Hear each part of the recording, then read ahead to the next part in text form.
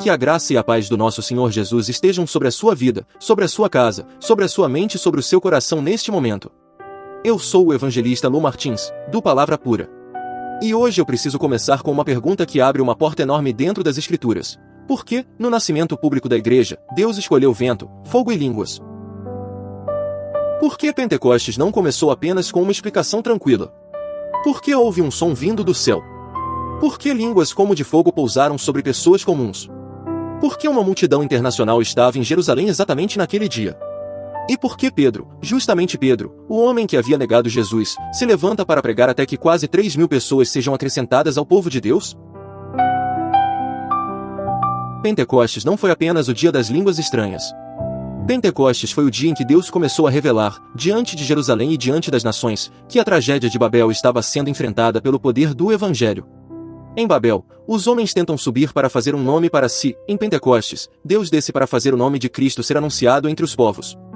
E quando você enxerga isso, Atos capítulo 2 deixa de ser apenas um relato conhecido e se torna uma chave para entender a missão da igreja no mundo. Porque se você lê Atos 2 apenas como um fenômeno espiritual isolado, você perde o coração do texto. O fogo não aparece para criar espetáculo. O vento não sopra para alimentar curiosidade religiosa. As línguas não são dadas para inflar o ego de ninguém. Tudo aponta para Jesus Cristo, crucificado, ressuscitado, exaltado à direita do Pai, e agora derramando o Espírito Santo sobre o seu povo.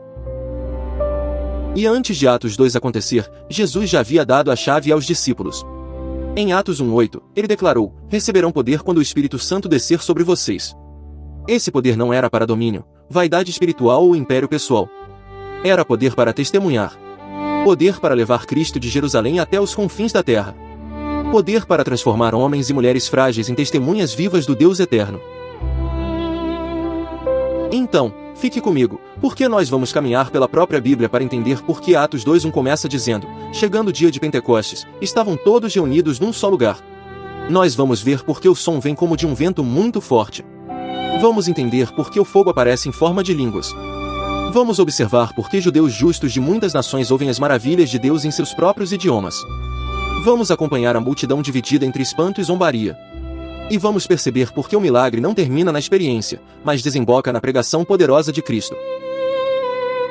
Nós vamos seguir Pedro abrindo as Escrituras, citando o profeta Joel, anunciando Jesus de Nazaré, expondo a cruz, proclamando a ressurreição, declarando a exaltação do Filho, até que a multidão seja ferida no coração e pergunte: "Irmãos, que faremos?"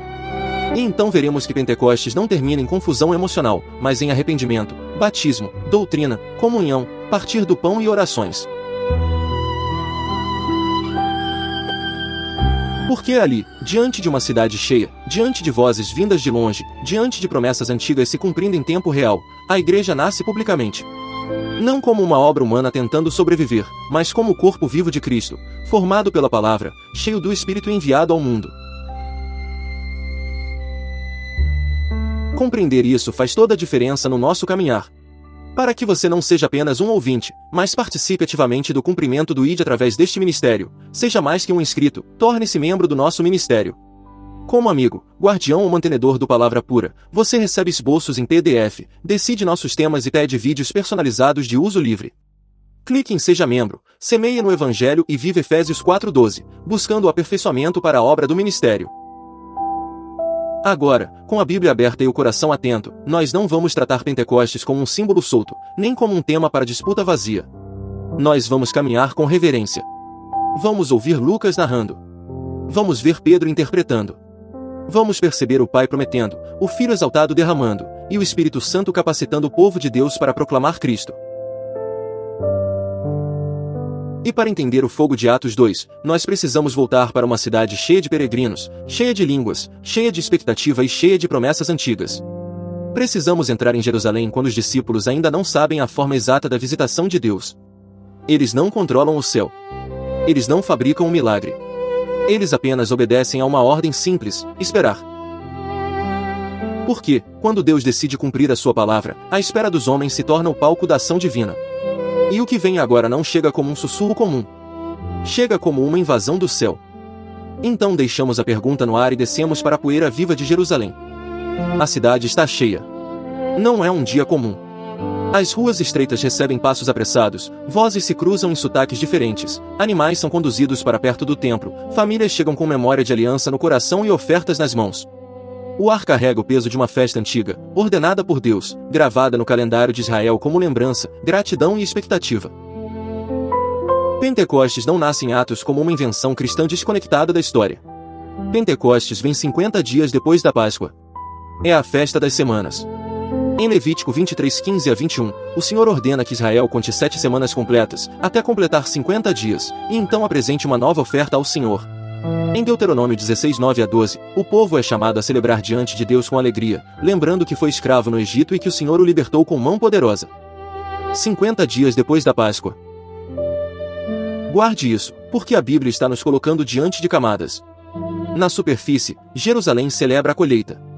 O povo se reúne para agradecer pelos frutos da terra, pelo trigo, pela provisão, pela fidelidade do Deus que sustenta campos, celeiros e mesas. Mas, por baixo dessa festa agrícola, algo maior se move. A cidade celebra uma colheita do solo, Deus está prestes a iniciar uma colheita de almas. E veja a ironia santa da providência, a mesma Jerusalém que viu o cordeiro ser rejeitado agora está cheia de testemunhas vindas de longe. Judeus justos, peregrinos da diáspora, homens e mulheres que carregam histórias de muitas regiões do império, sobem para adorar. Alguns vêm de terras orientais. Outros vêm do norte. Outros atravessam caminhos do Mediterrâneo. Eles chegam pensando em festa, oferta e memória, sem saber, estão entrando no palco de uma virada mundial. As ruas estão cheias de vozes humanas. Mas Deus prepara a descida da voz prometida. A cidade se move com barulho de peregrinação, o céu se move com intenção de cumprimento. E enquanto Jerusalém pulsa do lado de fora, existe outro tipo de movimento acontecendo, o movimento da obediência silenciosa. Atos 2:1 diz, chegando o dia de Pentecostes, estavam todos reunidos num só lugar. O texto não nos chama a construir certeza dogmática sobre cada detalhe da localização. Ele nos mostra o essencial, eles estão reunidos. Estão juntos. Estão esperando. Eles não fabricam um milagre. Não controlam o horário. Não produzem um ambiente para forçar o céu. Não tentam inventar fogo com técnica humana, nem transformar ansiedade em espiritualidade. Eles permanecem onde Jesus mandou permanecer. Porque antes de Atos 2 existe uma ordem do Cristo ressuscitado. Em Lucas 24:49, Jesus diz, eu lhes envio a promessa de meu Pai, mas fiquem na cidade até serem revestidos do poder do alto. Perceba a atenção, eles já viram o ressuscitado. Já ouviram sua voz. Já sabem que a morte foi vencida. Já carregam uma mensagem capaz de sacudir o mundo. Mas Jesus não diz, corram imediatamente. Ele diz, fiquem. Permaneçam. Esperem. Isso confronta nossa pressa espiritual. Porque o reino não avança pela ansiedade dos discípulos, mas pelo poder prometido por Deus. A missão é urgente, sim, mas a urgência de Deus nunca depende da precipitação humana. Em Atos 1:4-5, a ordem se repete com ainda mais clareza. Jesus, estando com eles, determina que não se ausentem de Jerusalém, mas que esperem a promessa do Pai. E ele lembra, João batizou com água, mas dentro de poucos dias vocês serão batizados com o Espírito Santo. Aqui está o coração da espera, não é ausência de propósito, é obediência antes do envio. Então imagine esse lugar de reunião. Não como um quadro parado na parede, mas como uma espera viva. A memória ali. Eles lembram o túmulo vazio. Lembram as mãos de Jesus. Lembram a voz que ensinou, a cruz que feriu, a ressurreição que abalou a morte e a ascensão que levou o Filho à glória. Mas também sentem o peso da missão. Como anunciar às nações? Como enfrentar autoridades? Como atravessar línguas, culturas, perseguições e medos? Eles são poucos. A cidade é grande. O mundo é maior ainda. Do lado de fora, Jerusalém ferve em festa. Do lado de dentro, discípulos aguardam uma promessa que não conseguem manipular. O relógio está nas mãos de Deus. O modo está nas mãos de Deus. A intensidade está nas mãos de Deus. Eles não seguram o leme da história, eles apenas permanecem onde Jesus mandou permanecer. E isso é decisivo, a igreja não nasce de uma estratégia humana brilhante. A igreja não nasce porque os discípulos dominam comunicação, influência social ou força política. A igreja nasce porque o Cristo exaltado cumpre a promessa do Pai e reveste o seu povo com o Espírito Santo. A espera, então, não é passividade vazia. É fé em posição de obediência. Eles esperam porque creem que Jesus não mente. Esperam porque a missão é maior que sua força natural. Esperam porque, sem o poder do alto, até a verdade mais gloriosa pode ficar presa em lábios amedrontados. Jerusalém traz cestos, ofertas e lembranças da libertação. Os discípulos trazem uma promessa. A festa antiga aponta para o Deus que dá colheita, o grupo reunido aponta para o Deus que dará poder. E agora o cenário está armado, peregrinos nas ruas, discípulos reunidos, a promessa suspensa sobre a cidade como uma nuvem carregada. Eles esperam uma promessa, mas o que vem não chega como sussurro comum, chega como invasão do céu. Eles estão reunidos. A cidade está cheia, a festa está em movimento, os peregrinos caminham pelas ruas, e vozes sobem de todos os lados.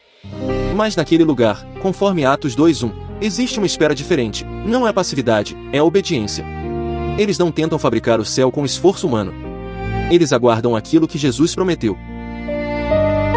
E então, de repente, Atos 2:2 declara, de repente veio do céu um som, como de um vento muito forte, e encheu toda a casa na qual estavam assentados. Perceba a precisão da palavra. Lucas não diz que um vento natural entrou pela janela, derrubando portas e levantando poeira. O texto diz, um som, como de um vento muito forte. É comparação. É linguagem reverente diante de algo que ultrapassa o comum. Há algo audível, poderoso, irresistível, mas a ênfase não está na meteorologia. A ênfase está na origem, veio do céu. E no alcance, encheu toda a casa. O céu invade o espaço da espera. A promessa não chega como uma teoria religiosa. Não chega como uma ideia bonita para confortar discípulos assustados. Chega como som. Chega como presença. Chega como ação divina. Eles estão assentados, mas Deus se move. Eles estão dentro de uma casa, mas a fonte vem do alto. Eles estão em Jerusalém, mas a missão que nascerá dali não terá origem no talento dos apóstolos, na força de uma instituição, nem na capacidade humana de convencer multidões. A origem é Deus. E o som enche a casa inteira. Ninguém fica fora da visitação. Não é um canto reservado aos mais corajosos. Não é um privilégio secreto de uma elite espiritual. O ambiente inteiro é tomado. O Deus que prometeu agora cumpre. O Deus que mandou esperar agora chega. Mas o céu não apenas se faz ouvir. O céu se faz ver. Atos 2:3 diz, viram o que parecia línguas de fogo, que se separaram e pousaram sobre cada um deles. De novo, a linguagem é cuidadosa, o que parecia. Lucas descreve com reverência aquilo que ultrapassa a experiência comum. São línguas como de fogo. Elas se separam. Elas repousam sobre cada um. E aqui a memória bíblica começa a arder dentro de nós. Fogo, nas Escrituras, muitas vezes acompanha a manifestação da presença santa de Deus. Em Êxodo 3:2, Moisés vê que o anjo do Senhor aparece numa chama de fogo, no meio de uma sarça. Ele olha, e a sarça está em chamas, mas não se consome. Daquele fogo, Deus chama Moisés para libertar o seu povo. Em Êxodo 19:18, o monte Sinai fica coberto de fumaça, porque o Senhor desce sobre ele em fogo, e todo o monte treme violentamente. Fogo aponta para a presença, santidade, temor, purificação e chamado. Mas é preciso cuidado. Pentecostes não é uma repetição mecânica do Sinai, como se cada detalhe fosse idêntico. O que vemos são ecos, linhas de continuidade, sinais de que o mesmo Deus Santo que fala, chama e consagra agora visita o seu povo de uma maneira nova, marcada pela obra consumada de Cristo. No Sinai, o povo treme diante da montanha. Em Pentecostes, o fogo não fica apenas no monte, repousa sobre pessoas. O Deus Santo está formando testemunhas vivas. Observe também, o fogo se reparte e pousa sobre cada um deles. Não é uma chama central para ser contemplada de longe. É presença distribuída. É capacitação pessoal dentro de uma missão coletiva. Deus não está criando apenas uma lembrança impressionante. Ele está consagrando bocas, vidas, corpos, homens e mulheres que serão enviados ao mundo com uma mensagem. Então vem Atos 2:4. Todos ficaram cheios do Espírito Santo e começaram a falar noutras línguas, conforme o Espírito os capacitava. Guarde essa frase, conforme o Espírito os capacitava. Eles começam a falar, sim. Mas a fonte da fala não é técnica humana. Não é treinamento emocional. Não é manipulação de ambiente. Não é uma fórmula repetida até produzir êxtase. É o Espírito quem concede. É o Espírito quem capacita. É o Espírito quem distribui a capacidade de testemunhar. Isso é essencial, Por que Pentecostes não coloca o ser humano no centro da experiência? Pentecostes revela a soberania do Espírito Santo. Ele não é uma energia impessoal a ser controlada. Ele é Deus, santo, livre e poderoso. Ele vem como promessa do Pai, derramado pelo Filho exaltado, para habitar e capacitar o povo de Deus. E agora as palavras de Jesus brilham com força. Em João 14, 16 a 17, Jesus promete: "E eu pedirei ao Pai, e Ele lhes dará outro conselheiro para estar com vocês para sempre, o Espírito da verdade. O mundo não pode recebê-lo, porque não o vê nem o conhece.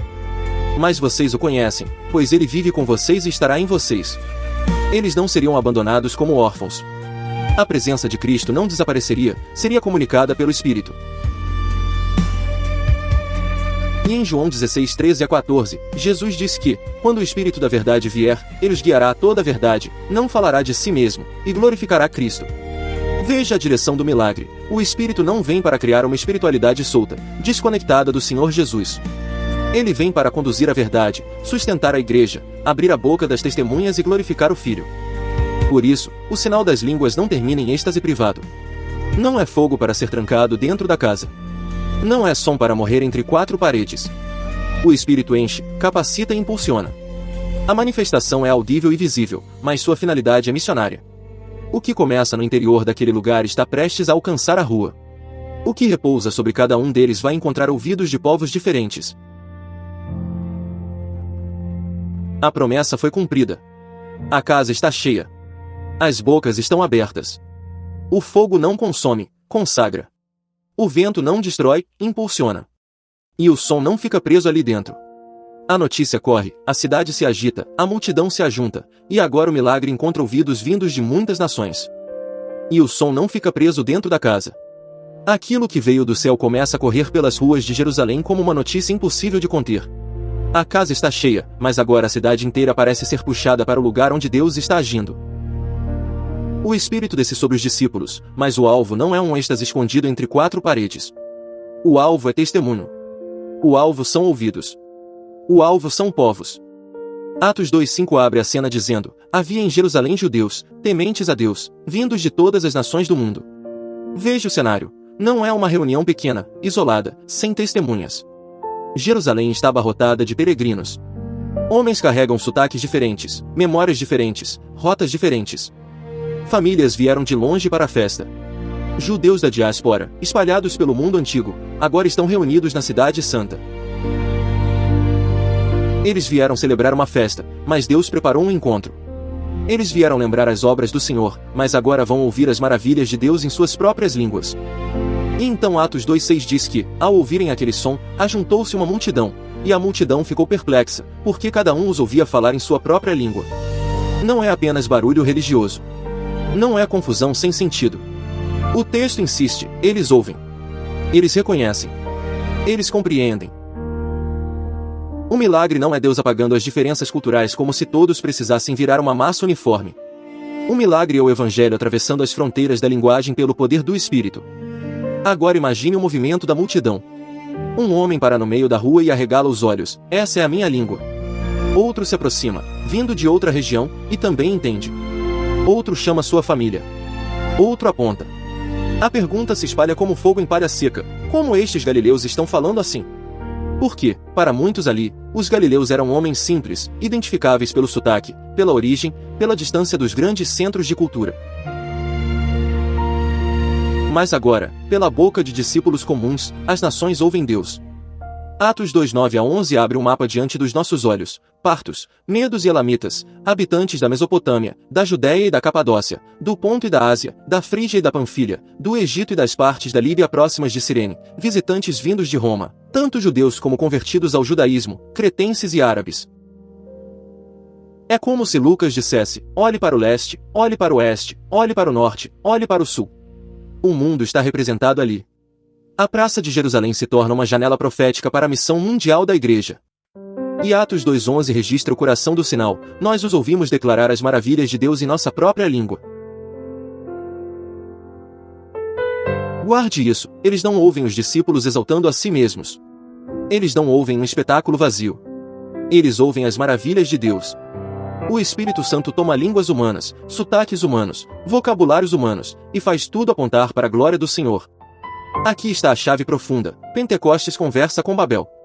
Em Gênesis 11, 1-9, a humanidade fala uma só língua e se reúne para construir uma cidade e uma torre cujo topo chegasse aos céus.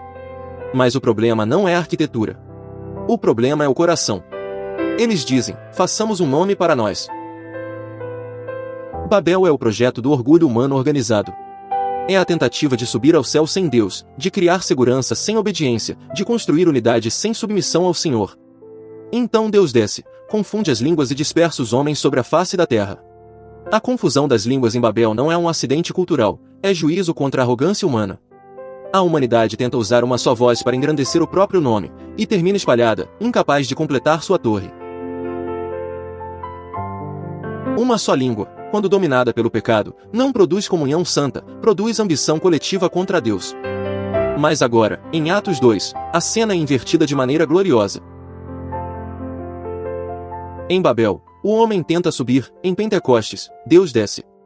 Em Babel, o ser humano quer fazer um nome para si, em Pentecostes, Deus faz o nome de Cristo ser anunciado. Em Babel, as línguas se tornam sinal de dispersão, em Pentecostes, as línguas se tornam instrumento de missão. Em Babel, a unidade humana nasce do orgulho, em Pentecostes, a unidade do povo de Deus nasce do Espírito. Mas atenção, Pentecostes não significa que todas as barreiras linguísticas desapareceram historicamente. O mundo continua tendo idiomas, culturas, distâncias e desafios reais. O ponto do texto é ainda mais poderoso. Deus não precisa apagar a diversidade para reunir seu povo. Ele faz o evangelho atravessar a diversidade. Ele não transforma todos em cópias culturais de Jerusalém. Ele anuncia as maravilhas de Deus nas línguas dos povos. Isso é crucial para entendermos a igreja. A unidade cristã não é uniformidade artificial. Não é todo mundo com a mesma história, a mesma nacionalidade, o mesmo sotaque, o mesmo temperamento, a mesma trajetória. A unidade cristã é mais profunda, é gente diferente, alcançada pelo mesmo Cristo, cheia do mesmo Espírito, chamada para a mesma missão.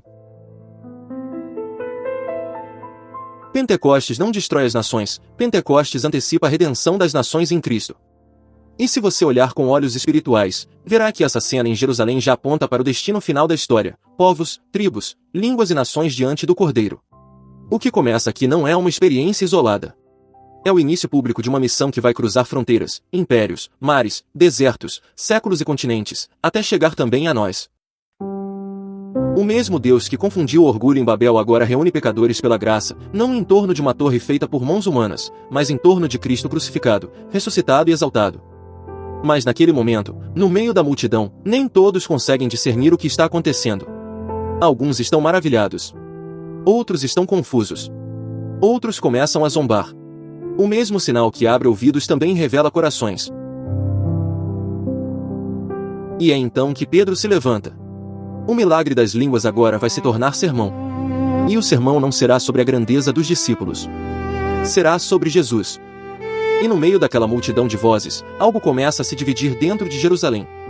O mesmo milagre atravessa a praça, mas não produz uma reação única. Uns ouvem as maravilhas de Deus em sua própria língua e sentem o chão da alma tremer. Outros olham para a mesma cena e ficam presos à superfície, tentando reduzir o céu a uma explicação pequena demais. Atos 2:12 diz, atônitos e perplexos, todos perguntavam uns aos outros, que significa isto? Perceba a profundidade da pergunta. Eles não dizem apenas, que barulho é esse? Nem perguntam só, que fenômeno estranho aconteceu? A pergunta é, o que isso quer dizer? Existe um sinal diante dos olhos, existe som vindo do céu, existem línguas sendo compreendidas por povos diferentes, mas ainda falta a chave que abre o sentido. E essa chave não será a emoção da multidão. Não será a experiência isolada dos discípulos. Não será a opinião popular correndo pelas ruas de Jerusalém. A chave será a palavra de Deus, porque o Deus que age também interpreta os seus próprios atos pela Escritura. Mas antes da palavra ser aberta, a tensão aumenta. Atos 2:13 registra, alguns, todavia, zombavam deles e diziam, eles beberam vinho demais. Olhe a cena com cuidado. A mesma manifestação que desperta reverência em alguns provoca desprezo em outros. O mesmo sinal que faz uns perguntarem com temor faz outros zombarem com ironia. Isso revela algo sério. Sinais, por si só, podem ser mal compreendidos quando o coração não se curva diante da revelação de Deus. A multidão vê o mesmo acontecimento, ouve as mesmas línguas, sente o mesmo impacto, mas nem todos se abrem para a mesma verdade. Uns perguntam: que significa isto? Outros reduzem o sagrado ao ridículo. E não devemos tratar esses zombadores como caricaturas distantes de nós, como se fossem pessoas incapazes de perceber algo óbvio. O coração humano, quando não quer ser confrontado, sempre tenta explicar o céu com categorias pequenas da terra. Se Deus age de modo que expõe nossa soberba, podemos chamar de exagero. Se Deus fala de modo que exige arrependimento, podemos chamar de confusão. Se Deus se aproxima com poder, podemos tentar diminuir o acontecimento para não sermos diminuídos diante dele. Mas o Espírito Santo não deixa a cena ser governada pela zombaria. O céu já falou por meio das línguas. Agora falará por meio da pregação. E é nesse ponto que a narrativa muda de ritmo, porque o sinal que confundiu a multidão será interpretado por um homem que também já conheceu a própria fraqueza. Atos 2,14 diz: Então Pedro levantou-se com os 11, em alta voz, dirigiu-se à multidão. Pedro se levanta. E essa frase pesa mais do que parece. Não é apenas um homem ficando de pé no meio de uma multidão. É uma história sendo redimida diante dos nossos olhos. Poucas semanas antes, Pedro estava em outro ambiente, cercado por outras vozes, aquecido junto ao fogo, sendo perguntado se conhecia Jesus. E ali, tomado pelo medo, ele negou. 1 vez. 2 vezes. 3 vezes. O galo cantou, e a memória de sua própria fragilidade atravessou sua alma. Mas agora, em Jerusalém, diante de peregrinos, moradores, curiosos e zombadores, na mesma cidade onde Jesus foi rejeitado e crucificado, Pedro não se esconde. Ele não foge. Ele não sussurra. Ele se levanta com os 11 e fala em alta voz. Não porque Pedro se tornou naturalmente invencível. Não porque sua personalidade mudou por força de vontade. Não porque ele aprendeu uma técnica humana de liderança. Pedro está de pé porque o Cristo ressuscitado não descartou o discípulo que caiu. Pedro está de pé porque a graça restauradora de Jesus é mais forte do que a vergonha do fracasso. Pedro está de pé porque o Espírito Santo capacita testemunhas onde antes havia medo. Aqui existe uma palavra para quem carrega lembranças de queda. O Evangelho não transforma a falha em identidade final. Em Cristo, a queda pode se tornar lugar de arrependimento, restauração e envio. Pedro não prega para provar que nunca falhou. Ele prega porque foi alcançado por aquele que venceu a morte, restaurou sua vida e derramou o Espírito sobre o seu povo. E repare em outro detalhe, ele se levanta com os 11. O testemunho não nasce isolado, vaidoso, desconectado do corpo. Pedro fala, mas não como estrela solitária. Ele se levanta com os apóstolos. A igreja que aparece publicamente em Pentecostes não nasce em torno da personalidade de Pedro, mas em torno da obra de Cristo e da autoridade da palavra apostólica. Então Pedro responde à acusação. Atos 2,15 registra: Estes homens não estão bêbados, como vocês supõem. Ainda são 9 horas da manhã. Em outras palavras, Pedro começa desfazendo a leitura superficial do evento. Ele não permite que a zombaria defina o significado do que Deus está fazendo. Mas observe bem, ele também não fica preso à acusação. Ele não constrói um discurso inteiro para defender reputação pessoal. Ele apenas remove o obstáculo e avança para a Escritura. Isso é decisivo. Pedro não explica Pentecostes primeiro dizendo, nós sentimos algo muito forte. Ele não diz, a experiência foi intensa, então vocês precisam aceitar. Ele não transforma o milagre em centro de si mesmo. Ele encara a multidão perplexa, atravessa a zombaria e abre o mapa profético da palavra de Deus. Porque a verdadeira experiência do Espírito nunca compete com a Escritura. O Espírito que desce em Atos 2 é o mesmo Espírito que inspirou os profetas. Ele não cria uma fé sem fundamento. Ele ilumina Cristo, confirma a promessa e conduz o povo à verdade. Então a praça se prepara para ouvir algo maior que uma defesa.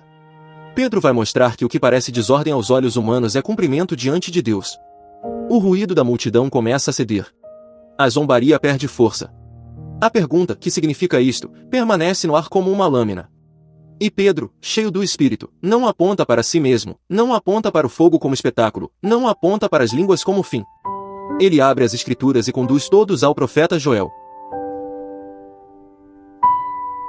A acusação ainda está no ar, eles beberam vinho demais. A multidão se divide entre o espanto e a zombaria, alguns querem entender, outros preferem ridicularizar aquilo que não conseguem explicar. Mas Pedro não tenta vencer o escárnio com gritaria. Ele não transforma o milagre em defesa pessoal. Ele faz algo mais profundo, mais firme, mais seguro, ele abre as Escrituras. A voz dele atravessa o barulho da rua, e em Atos 2,16 ele declara: isto é o que foi predito pelo profeta Joel. Essa frase muda tudo. Pedro está dizendo: não interpretem o céu apenas pelo que os olhos veem, interpretem o que está acontecendo pela palavra que Deus já falou. O vento, o fogo, as línguas, a comoção da cidade, nada disso é acidente. Não é descontrole. Não é embriaguez. É cumprimento. A praça de Jerusalém se torna uma ponte entre o profeta Joel e a manhã de Pentecostes. Séculos antes, em Joel 2:28-32, Deus havia prometido derramar o seu espírito sobre o seu povo.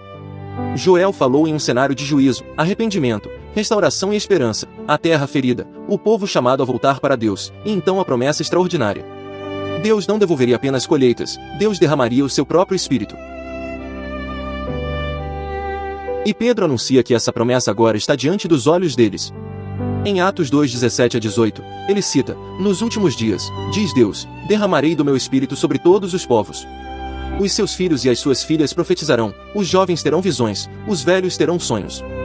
Sobre os meus servos e as minhas servas derramarei do meu espírito naqueles dias, e eles profetizarão. Filhos e filhas, jovens e velhos, servos e servas, homens e mulheres, gerações diferentes, condições sociais diferentes. Pessoas que, aos olhos do mundo, não ocupam o mesmo lugar, agora são reunidas debaixo da mesma promessa. O Espírito Santo não é apresentado como privilégio de uma casta religiosa, nem como troféu de uma elite espiritual. Deus está formando um povo profético, um povo que anuncia as maravilhas de Deus, um povo que testemunha. Mas é preciso ouvir isso com temor. Esse texto não abre uma porta para a vaidade espiritual individualista, como se Pentecostes fosse uma escada para alguém se sentir superior aos outros. O Espírito não é derramado para inflar o ego, mas para exaltar Cristo. Ele não vem para fabricar celebridades sagradas, mas para edificar a comunidade da aliança. O dom é dado para testemunho, serviço, proclamação e amadurecimento do povo de Deus. E Pedro usa uma expressão que precisa ser entendida com equilíbrio: nos últimos dias. Esses últimos dias não são apenas um relógio apocalíptico marcado por medo e ansiedade. Na pregação de Pedro, os últimos dias são a era inaugurada pela obra de Cristo, sua morte, sua ressurreição, sua exaltação à direita do Pai e o derramamento do Espírito prometido. Desde Pentecostes, a história entrou nessa etapa decisiva. O reino já foi inaugurado, o Espírito já foi dado, a missão já começou, mas ainda aguardamos a consumação final, quando Cristo voltará e fará novas todas as coisas. Então, sim, vivemos em dias sérios. Mas não são dias para pânico vazio, são dias de missão. Dias de arrependimento. Dias em que Deus chama pessoas de perto e de longe. Dias em que a igreja não pode dormir como se nada estivesse acontecendo, porque o Espírito foi derramado para que o nome do Senhor seja invocado entre os povos. Olhe de novo para a cena. Pedro está diante de judeus justos vindos de muitas nações. Eles conhecem as promessas, conhecem os profetas, conhecem a esperança de restauração. E agora, diante deles, galileus simples proclamam as grandezas de Deus em línguas que não aprenderam. O que parecia confusão é, na verdade, uma mensagem organizada pelo céu. O que parecia excesso é cumprimento profético. O que parecia ruído é Deus dizendo: chegou o tempo em que minha promessa alcança meu povo para levá-lo às nações. Então vem uma das frases mais luminosas de todo o capítulo. Atos 2:21 declara: e todo aquele que invocar o nome do Senhor será salvo. Todo aquele. Não apenas o forte. Não apenas o instruído. Não apenas quem tem um histórico religioso impecável. Não apenas quem nunca caiu. Todo aquele que invocar. A porta da salvação é aberta pela graça de Deus, não pelo currículo humano. A promessa não diminui a santidade de Deus, ela revela a profundidade da misericórdia de Deus. Há juízo, sim. Joel fala de sinais, do dia do Senhor, de uma história caminhando para a prestação de contas. Mas no centro da advertência existe uma porta aberta: invocar o nome do Senhor. E agora a pergunta começa a queimar na multidão: quem é esse Senhor? A quem devemos invocar? Qual é o nome que salva? Pedro não deixa a resposta suspensa no ar. Ele não permite que Pentecostes vire apenas debate sobre fenômeno espiritual. A profecia de Joel abre a porta, mas Pedro conduz todos para o centro. O Espírito foi derramado, os últimos dias foram inaugurados, a promessa alcança filhos, filhas, jovens, velhos, servos e servas, mas a salvação tem um nome. E, no próximo fôlego do sermão, Pedro aponta para Jesus de Nazaré. A profecia de Joel abre a porta, mas Pedro não permite que a multidão fique hipnotizada pelo fenômeno. Ele não diz, olhem para nós. Ele não constrói uma fé em torno do som, do fogo ou das línguas. Ele aponta para um nome. A promessa universal de salvação precisa de um rosto, de uma cruz, de um túmulo vazio e de um trono ocupado. Então, no meio daquela Jerusalém inquieta, com peregrinos ainda tentando entender como ouviram as maravilhas de Deus em suas próprias línguas, Pedro levanta a voz e declara o centro de tudo, Jesus. Atos 2:22 diz, Israelitas, ouçam estas palavras, Jesus de Nazaré foi aprovado por Deus diante de vocês por meio de milagres, maravilhas e sinais, que Deus fez entre vocês por intermédio dele, como vocês mesmos sabem. Perceba a coragem da cena. Pedro fala na cidade onde Jesus foi rejeitado e condenado. Ele fala diante de gente que conhecia os rumores, enfermos curados, demônios expulsos, cegos enxergando, paralíticos andando, mortos sendo levantados. Pedro não apresenta Jesus como um mito distante nem como ideia religiosa. Ele diz, em praça pública, vocês sabem. Deus autenticou esse homem diante dos seus olhos. Mas a praça quase não tem tempo de respirar, porque o sermão desce direto para a ferida. Atos 2:23 declara, este homem lhes foi entregue por propósito determinado e pré-conhecimento de Deus, e vocês, com a ajuda de homens perversos, o mataram, pregando-o na cruz. Aqui a Escritura coloca lado a lado duas verdades que a nossa mente às vezes tenta separar. De um lado, a soberania de Deus, Jesus foi entregue por propósito determinado e pré-conhecimento do Pai. A cruz não foi acidente, não foi plano frustrado, não foi derrota improvisada. De outro lado, a responsabilidade humana, vocês o mataram. Mãos humanas cravaram os pregos. Línguas humanas gritaram rejeição. Autoridades humanas conspiraram. Pecadores rejeitaram o santo. A cruz é o lugar onde a maldade humana alcança seu ponto mais escuro, e o plano redentor de Deus brilha com sua luz mais profunda. O homem intenta a morte, Deus realiza a redenção. O homem levanta a madeira, Deus abre caminho de salvação. O homem rejeita o filho, o pai oferece o cordeiro. Mas Pedro não deixa Jesus pendurado no madeiro. A mensagem corre da cruz para a ressurreição como o trovão rasgando a noite. Atos 2:24 afirma, mas Deus o ressuscitou, rompendo os laços da morte, porque era impossível que a morte o retivesse. Impossível. Não apenas improvável. Não apenas surpreendente. Impossível que a morte retivesse o autor da vida. A sepultura tenta fechar suas portas sobre o Filho de Deus, mas descobre que segurou aquele que tem autoridade sobre ela. Os laços se rompem. A pedra não é obstáculo. O túmulo não é a morada final. O Cristo crucificado está vivo. E Pedro, cheio do Espírito, não interpreta isso por emoção solta, ele abre as Escrituras. Em Atos 2:25-31, Pedro usa o Salmo 16 para mostrar que Davi falava profeticamente da ressurreição do Cristo. O sentido é claro, Deus não abandonaria o seu santo à morte, nem permitiria que seu corpo sofresse decomposição. Pedro olha para a multidão e argumenta com precisão, Davi morreu, foi sepultado, e seu túmulo ainda estava entre eles. Portanto, Davi não falava apenas de si mesmo. Como profeta, ele olhava para o descendente prometido, o Messias, aquele cujo corpo não seria entregue à corrupção, aquele cuja vida não seria engolida pelo sepulcro. Veja a progressão sagrada se formando diante dos nossos olhos. Primeiro, os sinais de Jesus, aprovados por Deus. Depois, a cruz, onde soberania divina e culpa humana aparecem no mesmo versículo. Depois, a ressurreição, onde a morte é vencida. Depois, a Escritura mostrando que tudo estava dentro do conselho de Deus. E agora Pedro faz a afirmação que transforma discípulos assustados em testemunhas públicas do reino. Atos 2:32 declara, Deus ressuscitou este Jesus, e todos nós somos testemunhas desse fato. Este Jesus. Não outro. Não uma ideia vaga de esperança. Não um símbolo religioso moldado pela emoção da multidão. Este Jesus de Nazaré, que andou pelas estradas da Galileia, tocou leprosos, chorou diante de um túmulo, foi entregue, crucificado e sepultado. Este Jesus Deus ressuscitou. E Pedro diz, nós somos testemunhas. O cristianismo nasce com testemunho. Não nasce de lenda cultivada nas sombras, mas de homens que afirmam publicamente, em Jerusalém, que o crucificado está vivo. Mas ainda falta o alto. Porque Pentecostes não é apenas consequência da ressurreição, é fruto da exaltação. Atos 2:33 diz, exaltado à direita de Deus, ele recebeu do Pai o Espírito Santo prometido e derramou o que vocês agora veem e ouvem. Aqui está o coração de Atos 2. O vento, o fogo, as línguas e a multidão são sinais visíveis de uma realidade invisível. Jesus está entronizado.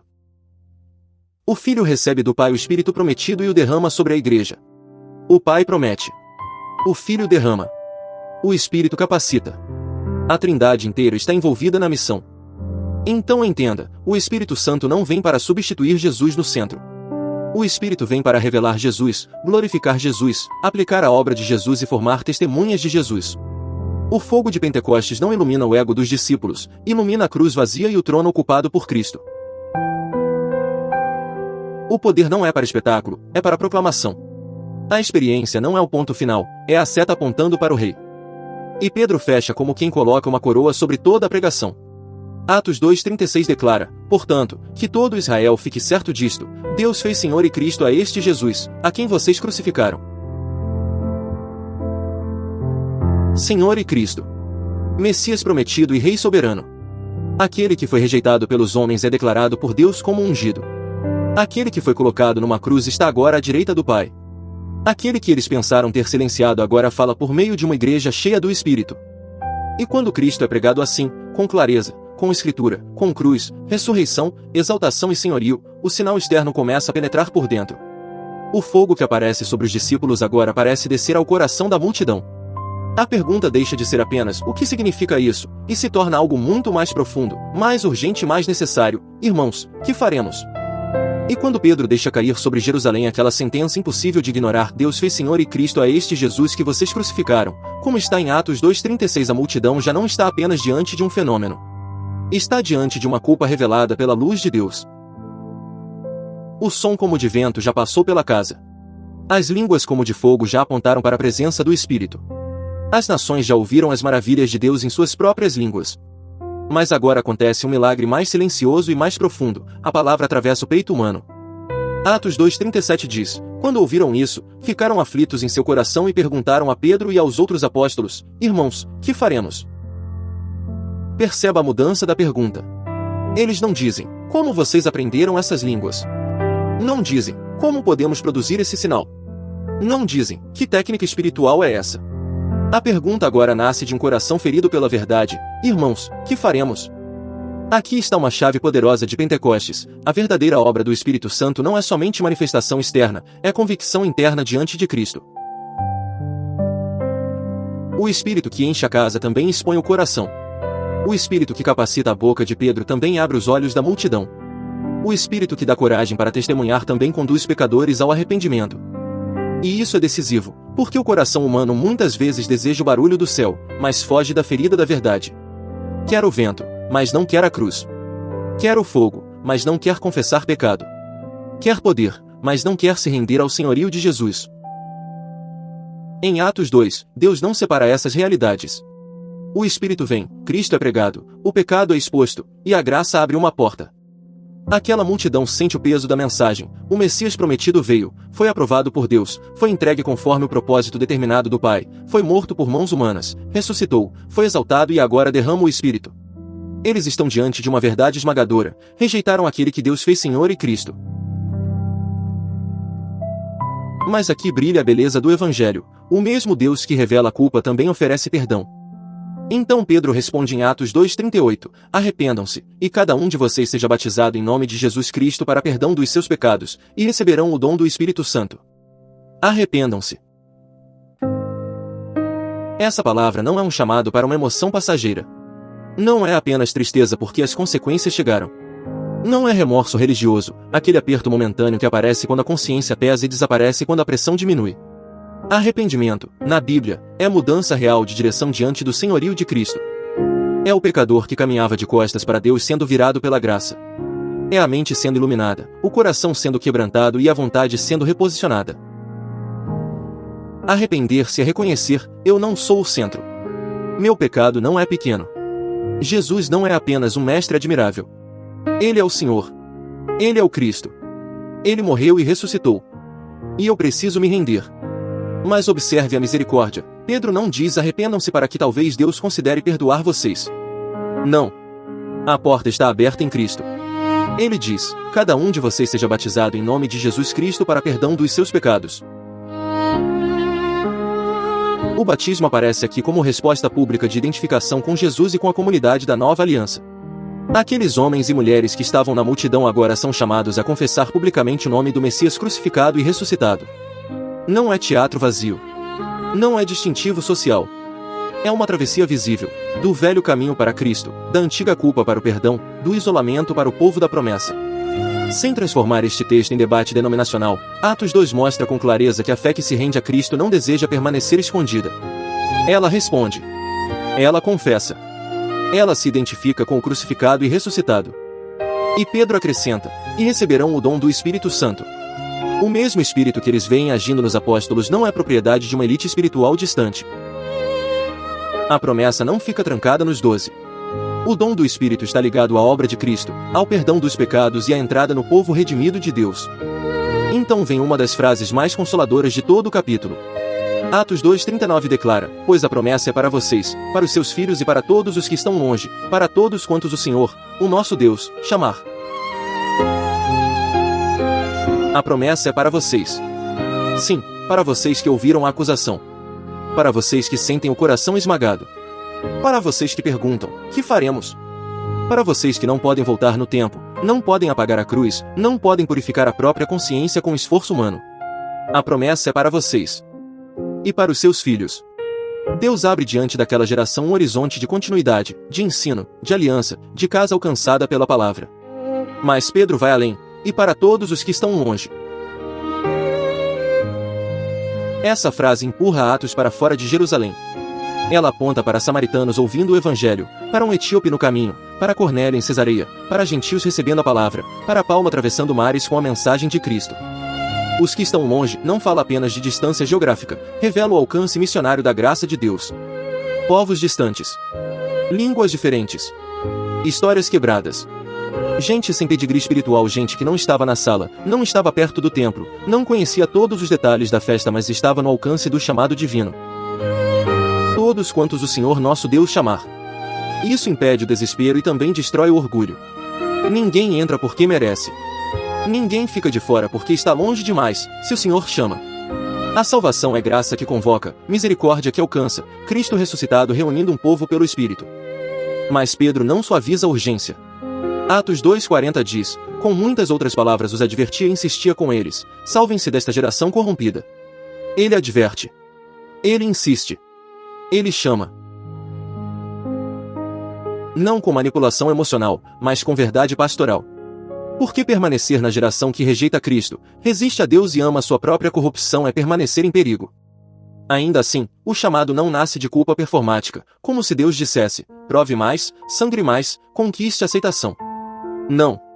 O chamado nasce da graça revelada, Cristo morreu, ressuscitou, foi exaltado e derramou o Espírito. Porque Ele abriu o caminho, pecadores podem voltar. Porque Ele é Senhor, corações podem se render. Porque Ele concede perdão, ninguém precisa ser definido pelo pior capítulo da própria história.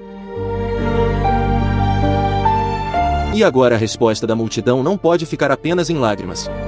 O coração compungido será conduzido a uma vida nova. O arrependimento abrirá caminho para uma família visível. E aquilo que começou com vento, fogo e proclamação agora ganhará forma no cotidiano, doutrina, comunhão, partir do pão e orações. E então, a pergunta da multidão, irmãos, que faremos, não fica suspensa no ar como uma emoção sem direção. O arrependimento desce da boca para os pés. A fé ganha forma visível. A resposta ao Cristo crucificado, ressuscitado e exaltado começa a reunir pessoas reais, pais, mães, jovens, peregrinos, gente com passado, culpa, memória, feridas, e agora um novo Senhor sobre a vida. Atos 2:41 diz, os que aceitaram a mensagem foram batizados, e naquele dia houve um acréscimo de cerca de 3.000 pessoas. Sinta o peso dessa cena. A mesma Jerusalém que poucos dias antes ouviu gritos de rejeição contra Jesus agora vê uma multidão se identificar publicamente com o nome desse mesmo Jesus. 3.000 almas. Não 3.000 números para uma estatística religiosa. 3.000 consciências atravessadas pela palavra. 3.000 histórias alcançadas pela misericórdia. 3.000 testemunhas entrando numa nova realidade, pertencem ao Messias que venceu a morte. Mas observe com atenção, Pentecostes não termina no som como de vento, nem na visão como de fogo, nem no milagre das línguas, nem mesmo no impacto de uma grande conversão coletiva. O Espírito Santo não forma uma plateia impressionada com um evento. O Espírito forma um povo. Uma família. Um corpo vivo debaixo do senhorio de Cristo. Por isso Lucas nos mostra o retrato da primeira vida comunitária da igreja. Atos 2:42 declara: eles se dedicavam ao ensino dos apóstolos e à comunhão, ao partir do pão e às orações. Aqui aparecem os 4 ritmos da igreja recém-nascida: palavra apostólica, comunhão, mesa e oração. Não são acessórios. São pulsações. Quando uma comunidade perde essas pulsações, ela pode até manter a aparência religiosa, mas começa a perder o fôlego do céu. Primeiro, a doutrina dos apóstolos. A igreja nasce ouvindo. Antes de correr para anunciar ao mundo, ela se assenta sob a palavra. Os apóstolos testemunham Cristo, explicam as Escrituras, anunciam aquilo que viram e ouviram. A fé cristã não começa em imaginação humana, mas na revelação de Deus. Onde o Espírito age, a palavra não é tratada como detalhe, ela é amada, aberta, examinada e obedecida. Segundo, a comunhão. Não é apenas estar no mesmo ambiente. É compartilhar a mesma vida em Cristo.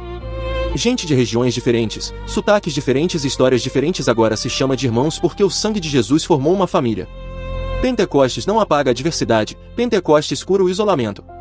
O Espírito não cria consumidores espirituais que apenas observam de longe e desaparecem no silêncio. Ele une membros vivos num corpo vivo. Terceiro, o partir do pão. A mesa. A memória. A casa aberta. A refeição com alegria. A cruz de Cristo não fica apenas no sermão público, ela entra no cotidiano, no pão repartido, na lembrança do Senhor, no cuidado simples que diz: você não está sozinho. A fé que recebeu perdão aprende a repartir presença. Quarto, as orações. A igreja nasce de joelhos. Não porque tenta forçar Deus a agir, mas porque sabe que tudo veio dele. Eles esperaram em oração, receberam poder do alto, e agora perseveram em dependência. Poder espiritual sem oração vira presunção. Doutrina sem oração vira frieza. Comunhão sem oração vira apenas sociabilidade humana. Mas palavra e oração juntas mantêm a igreja diante da face de Deus. Atos 2:43 acrescenta: todos estavam cheios de temor, e muitas maravilhas e sinais eram feitos pelos apóstolos. Há temor santo no ar. Não é pânico. Não é manipulação. É reverência. É a consciência profunda de que Deus está no meio do seu povo. As maravilhas e sinais não aparecem como espetáculo particular de homens famosos, aparecem no contexto de uma igreja formada pela palavra, pelo arrependimento e pelo Espírito. Deus autêntico é o testemunho apostólico, e a comunidade percebe: isso é maior do que nós. Então Lucas nos leva para dentro das casas. Atos 2:44-45 diz que todos os que criam mantinham-se unidos e tinham tudo em comum. Vendendo suas propriedades e bens, distribuíam a cada um conforme a sua necessidade. Cuidado aqui, não é coerção. Não é teatro de santidade. Não é culpa religiosa arrancando bens das mãos das pessoas. É fruto do Evangelho. É identidade nova. Quem foi alcançado por um Cristo que entregou a si mesmo começa a olhar para o irmão com outros olhos. A generosidade cristã nasce quando o Evangelho derruba o trono do ego. Aqueles irmãos não estão tentando comprar o favor de Deus, eles já foram recebidos pela graça. Por isso podem abrir a mão. Porque pertencem a um reino onde pessoas valem mais que posses, e onde a necessidade do irmão não é um incômodo, mas um chamado ao amor. E o texto continua, em Atos 2:46-47, todos os dias, continuavam a reunir-se no pátio do templo. Partiam o pão em suas casas, e juntos participavam das refeições, com alegria e sinceridade de coração, louvando a Deus e tendo a simpatia de todo o povo. E o Senhor lhes acrescentava diariamente os que iam sendo salvos. Veja a beleza, templo e casa. Grande ajuntamento e mesa pequena. Louvor público e sinceridade doméstica. A fé não vive apenas nos momentos grandiosos, ela entra na rotina. Todos os dias. Pão. Oração. Ensino. Alegria. Sinceridade. Louvor. Não uma igreja perfeita sem desafios futuros. O próprio livro de Atos mostrará tensões, perseguições e conflitos, mas aqui Lucas nos entrega o retrato inspirado daquilo que o Espírito começa a formar quando Cristo reina no coração do seu povo. E a última frase impede toda arrogância: o Senhor lhes acrescentava diariamente os que iam sendo salvos. Quem acrescenta é o Senhor. Quem salva é o Senhor. Quem sustenta é o Senhor. A igreja prega, batiza, ensina, reparte, ora e testemunha, mas a vida vem de Deus. O crescimento não é troféu humano. É misericórdia em movimento. Pentecostes, então, não é apenas um dia de fogo sobre cabeças. É o início de uma comunidade incendiada por Cristo, firme na palavra, unida em comunhão, humilde à mesa, dependente em oração, generosa sem coerção e alegre sem superficialidade. E agora, depois de ver a igreja nascer diante dos nossos olhos, a pergunta atravessa os séculos e chega até aqui. O que tudo isso significa para nós hoje na nossa casa, na nossa congregação, no nosso celular, nas nossas conversas, no modo como aprendemos a palavra e vivemos como testemunhas de Jesus neste tempo? E quando Lucas fecha aquele retrato de Atos 2, com gente perseverando na doutrina dos apóstolos, na comunhão, no partir do pão e nas orações, ele não está nos entregando uma fotografia antiga para pendurarmos na parede da nostalgia. Ele está colocando um espelho diante da igreja de todos os tempos. Porque agora a pergunta muda. Não é apenas, o que aconteceu em Jerusalém? A pergunta é, o que esse mesmo Espírito está formando em nós hoje? E aqui precisamos falar com temor diante da palavra. O Espírito Santo não foi derramado para inflar ego religioso. Ele não veio para criar uma casta de crentes superiores, gente que usa dons como medalhas no peito, ou experiências como tronos particulares. O Espírito é santo. Ele glorifica Cristo, santifica o povo de Deus e capacita testemunhas. Pentecostes não autoriza arrogância espiritual. Pentecostes chama a igreja à dependência, à missão e à comunhão. Foi isso que Jesus prometeu antes da ascensão. Em Atos 1:8, ele declarou: "Mas receberão poder quando o Espírito Santo descer sobre vocês, e serão minhas testemunhas em Jerusalém, em toda a Judéia e Samaria, e até os confins da terra." Perceba a direção do poder. Jesus não disse, receberão poder para serem admirados. Ele disse, serão minhas testemunhas.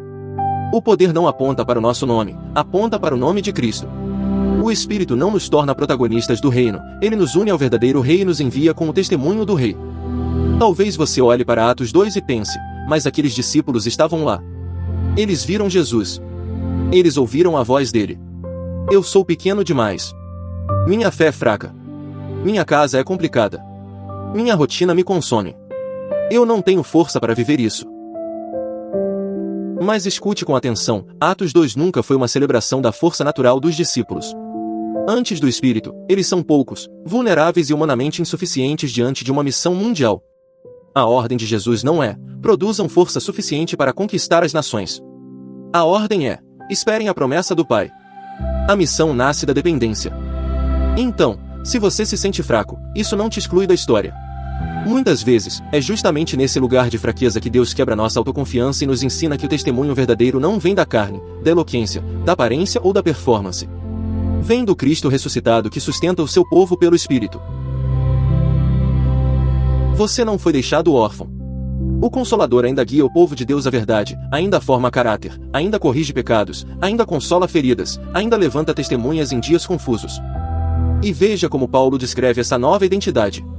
Em Efésios 2:19-22, ele ensina que já não somos estrangeiros nem forasteiros, mas concidadãos dos santos e membros da família de Deus. Somos edificados sobre o fundamento dos apóstolos e profetas, tendo Cristo Jesus como pedra angular. E nele todo o edifício cresce para ser santuário santo no Senhor, habitação de Deus no Espírito. Isso é poderoso. Você não é um visitante perdido nos corredores do reino. Em Cristo, você recebeu cidadania. Você tem família. Você está sendo edificado. A igreja não é um clube de afinidades religiosas, é uma casa espiritual construída por Deus, sustentada por Cristo e habitada pelo Espírito.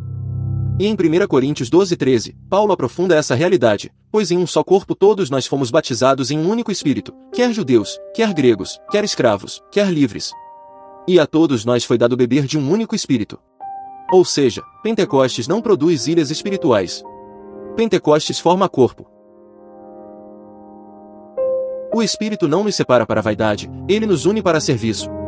Ele não alimenta a competição entre membros, ele distribui graça para que o corpo inteiro seja edificado em Cristo. Por isso, a aplicação de Atos 2 para hoje não é correr atrás de barulho religioso sem raiz bíblica. É voltar aos ritmos que o próprio texto nos mostrou, perseverar na palavra, cultivar comunhão, partir o pão com sinceridade, orar com dependência, repartir com generosidade e testemunhar com coragem. A palavra nos guarda do engano. A comunhão nos livra do isolamento. A oração nos mantém de joelhos diante do Senhor. A generosidade prova que o Evangelho alcançou o bolso, a mesa e o coração. E o testemunho mostra que a fé não ficou trancada dentro de uma sala, ela saiu para as ruas, para as famílias, para o trabalho, para as cidades e para as nações. O Espírito forma testemunhas. E isso toca o nosso tempo de maneira muito concreta. Talvez você esteja ouvindo esta exposição pelo celular, no ônibus, no intervalo do trabalho, dentro de casa, ou sozinho em um quarto. Alguém poderia dizer, isso é só internet. Mas quando a tecnologia se curva ao senhorio de Cristo, ela pode servir ao ID. Quando a palavra é ensinada com fidelidade, quando irmãos comentam com reverência, fazem perguntas sinceras, oram uns pelos outros, compartilham a verdade e corrigem a rota pela Escritura, existe edificação real. A comunidade online, quando centrada em Cristo e submetida à palavra, pode ser um ambiente legítimo de aprendizado, encorajamento e comunhão espiritual. É claro que a vida cristã não deve virar consumo solitário de conteúdo. Deus nos chama para corpo, cuidado, serviço e caminhada com irmãos. Mas também não devemos desprezar os instrumentos que o Senhor permite em nossa geração. Uma tela pode ser usada para vaidade, distração e mentira, mas também pode ser usada como púlpito, sala de discipulado, mesa de estudo e ponto de encontro em torno da palavra pura. O problema nunca é a ferramenta em si, o centro é quem governa o uso da ferramenta. Se Cristo está no centro, o aprendizado não vira curiosidade vazia, vira obediência. A doutrina não vira arrogância, vira adoração. O comentário não vira briga, vira edificação. A pergunta não vira rebeldia, vira busca sincera. A oração não vira formalidade, vira dependência viva. Então olhe novamente para Pentecostes, não como um evento distante, preso à poeira de Jerusalém, mas como o nascimento público do povo ao qual você pertence, se está em Cristo. A promessa alcançou judeus em festa, atravessou línguas, cruzou impérios, chegou a povos distantes, venceu séculos, e agora encontra você no seu tempo, na sua casa, na sua história. Você não é chamado a repetir artificialmente cada sinal daquele dia. Você é chamado a viver a realidade para a qual os sinais apontavam. Cristo reina, o Espírito foi derramado, a Igreja é enviada, e a salvação é anunciada a todos quantos o Senhor nosso Deus chamar. E se Pentecostes é o nascimento público da Igreja, então a pergunta final já não é apenas, o que aconteceu em Atos 2? A pergunta é mais profunda, mais pessoal e mais urgente, a quem nós pertencemos, e para que fomos enviados. Então, depois de atravessarmos a sala da espera, o som que vem do céu, o fogo que repousa sobre cada um, as línguas das nações, a multidão perplexa, a voz firme de Pedro e a comunidade que nasce, o veredito espiritual de Atos 2 fica diante de nós como uma espada de luz. Pentecostes não é um episódio isolado de emoção religiosa. Pentecostes é a promessa do Pai sendo cumprida, é o Espírito descendo com poder, é Babel sendo atravessada pelo Evangelho, é Pedro pregando Cristo no lugar onde Cristo foi rejeitado, é o coração humano sendo perfurado pela palavra, e é a Igreja nascendo como o povo visível do Messias ressuscitado. E aqui está a verdade que não pode ser perdida, o centro de Atos 2 não é o espetáculo do fogo.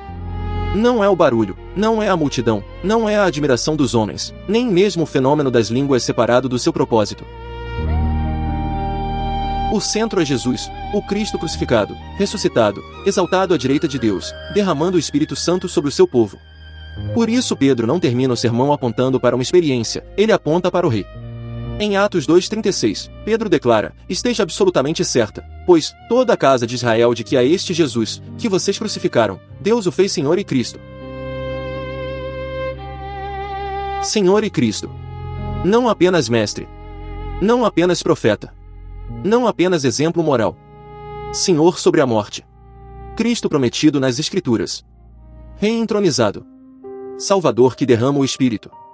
E se ele é Senhor e Cristo, então Pentecostes exige uma resposta, não uma resposta fabricada por pressão humana, mas uma resposta nascida da graça, quando a palavra abre os olhos e o Espírito convence o coração.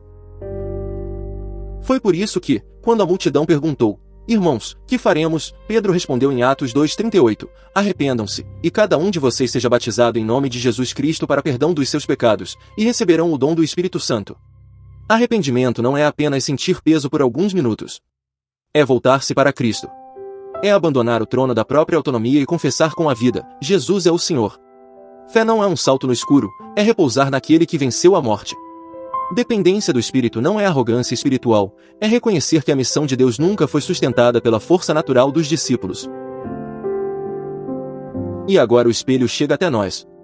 Atos 2 não é apenas a história deles, pela graça de Deus, é também a história do povo alcançado pelo Evangelho. Talvez você esteja assistindo de um quarto silencioso, de uma sala simples, de um intervalo de trabalho, com o celular na mão, sentindo-se pequeno diante de um mundo barulhento. Mas a igreja começou com gente pequena, obediente, dependente, cheia não de autoconfiança, mas do Espírito Santo. O mesmo Cristo que reuniu aqueles discípulos ainda edifica o seu povo hoje. O mesmo Espírito que formou testemunhas em Jerusalém ainda forma testemunhas em casas, famílias, igrejas, trabalhos, escolas e também em ambientes digitais onde a palavra é recebida com reverência. Mas veja, a resposta não termina num momento de emoção. Atos 2:42 mostra o ritmo da nova vida. Eles se dedicavam ao ensino dos apóstolos e à comunhão, ao partir do pão e às orações. Palavra, comunhão, mesa e oração. Esse é o caminho da igreja que nasceu pelo poder de Deus. Não uma plateia encantada por sinais, mas um corpo perseverante em Cristo.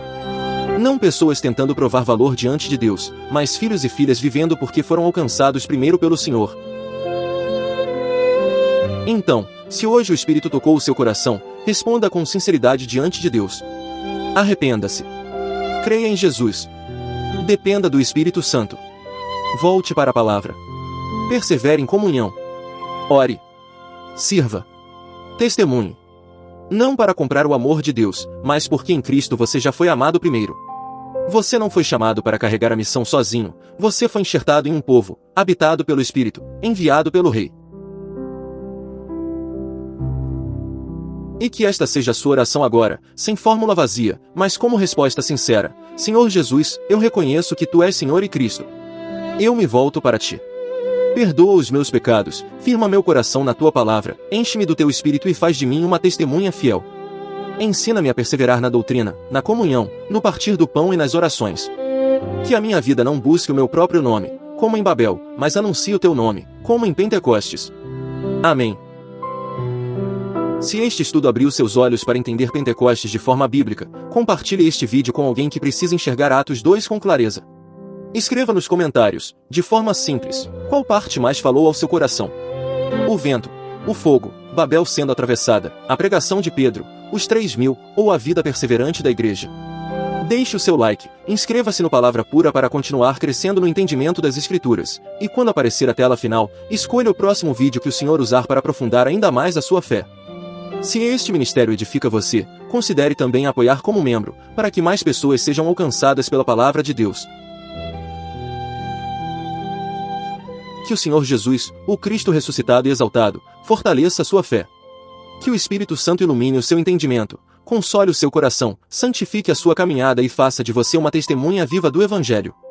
Que a palavra habite ricamente em sua casa, que a comunhão dos santos sustente os seus passos, e que a paz de Deus guarde a sua mente e o seu coração.